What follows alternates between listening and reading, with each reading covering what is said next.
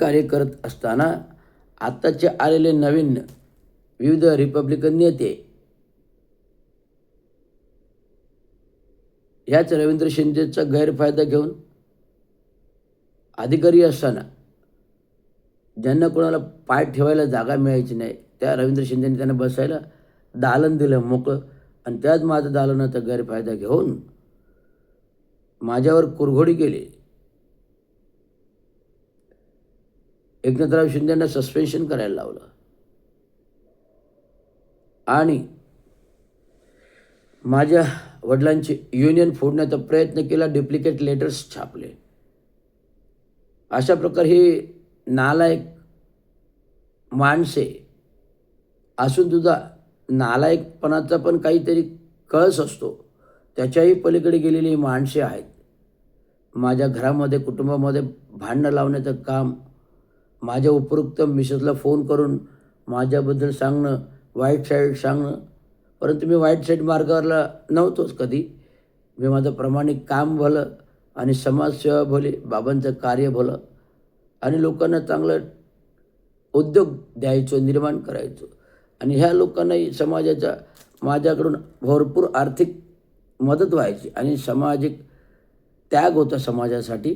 आणि अशा माणसाचा अधिकारी म्हणून वर बसलेला असेल त्याला कारवाई करून सस्पेन्शन करायला लागलं. सपोर्ट राजकीय आणि आयुष्यातून उठवण्याचा प्रयत्न, आत्महत्या करायचा प्रयत्न. मी रात्रभर कोविड कालावधीमध्ये ज्यावेळी घटना घडली, मी माझ्या घरी माहिती करून दिली नाही, पण माहिती ह्या लोकांनी सांगितलं आणि मी रात्रभर रडत बसलो. तसंच आपले एक शिक्षक आहेत चंद्रभान आझाद, त्यांच्याही घरी असंच लावायचं काम केलं. त्यामुळे त्यांच्या पतीपत्नीमध्ये दुरावा निर्माण. ते चंद्रभान आझाद आता गावी ग्रामसेवकाचं काम करतात, ठेकेदारीचं काम करतात. त्यामुळे हे कुटुंब कोणाची उद्ध्वस्त करायची, कशी करायची, कशा प्रकारे करायचं घरदार उद्ध्वस्त, तर ह्या नीच लोकांना चांगल्या प्रकारे माहिती आहे. आणि अजून पण काल परवा 29 तारखेला जो काही प्रकार केला, भर महानगरपालिका कॅन्टीनमध्ये विनाकारण येऊन शिवीगाळ करणं आणि पैशाची मागणी करणं, हे गैरकृत्य होतं. हा प्रकार एकदा नाही, दोनदा तीनदा झाला. त्यामुळे त्या दिवशी जो प्रकार झाला तो माझ्या डोक्यावरचं पाणी वाहून गेलं, कर झाला. त्यामुळे मी माझे जे काय रुद्र अवतार त्याला दाखवला, मी कोण आहे, काय आहे. रवींद्र शिंदे काय आहे? रवींद्र म्हणजे एक सूर्य आहे, सूर्य तेज आहे, प्रगल्भ आहे, गरम आहे. त्याचे जर चटके खाल्ले तर आधीच तुम्ही काय आहे, त्यात अजून काय निळे व्हाल, जळून राख व्हाल. त्यामुळे रवींद्र शिंदेंच्या नादी लागू नका. रवींद्र शिंदे हा संविधान पोळून प्यालेला आहे, संविधान पोळून प्यालेलं आहे. त्यामुळे कायद्याचा रक्षक आहे, कायद्याचं भक्षक आहे, सर्व गोष्टी शासकीय कायद्यानुसार करतो. त्यामुळे विनाकारण बदनाम करायचा प्रयत्न हे भास्कर वाघमोरे यांनी जो काही केला त्याला तुम्ही ठाणं सोडून द्यायला लावणार.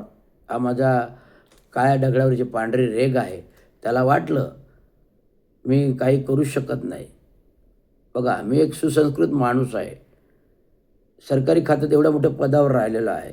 त्यामुळे एवढ्या मोठ्या पदावर राहिलेल्या माणसाची लायकी काढणं चार चौघामध्ये कितपत कोणाला पटलं असतं. माझी मिसेस नेहमी मला सावध करायचा प्रयत्न करते की अशा लोकांपासून सावध राहा, अशा लोकांपासून सावध राहा, हे तुला बुडवतील, हे तुला बुडवतील, हे तुला बुडवतील. मी मिसेसचं ऐकलं नाही. माझा समाज आहे, चुकला तरी माझा समाज आहे, झुकला तरी माझा समाज आहे, कोणी अंगावर आलं तरी माझा समाज आहे. हे भावना ठोक्यात ठेवताना मी सावरून घेण्याचा प्रयत्न केला, परंतु माझ्याच घरावरती कुऱ्हाड मारण्याचा प्रयत्न या भास्कर वाघमारे आणि प्रमोद इंगळेंनी केला. माझ्या उपवृक्ष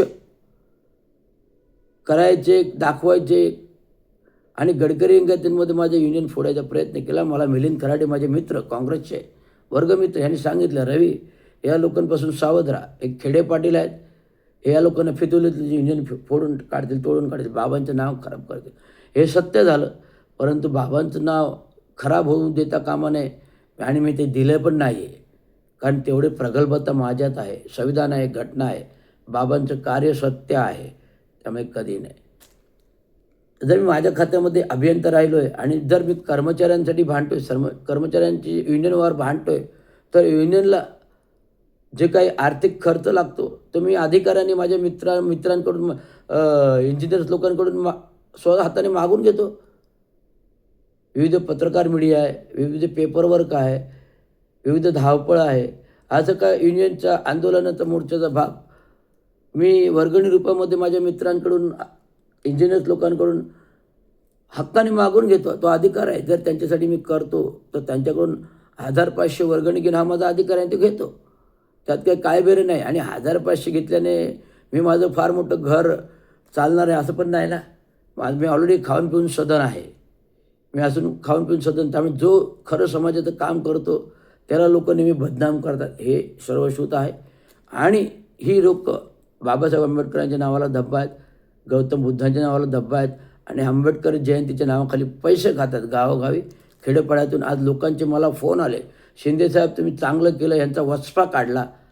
शिंदेसाहेब तुम्ही चांगलं केलं, यांचा वचपा काढला आणि यांना ठाण्यातून पळती भोई कमी करेल असं नाव रवींद्र शिंदे आहे.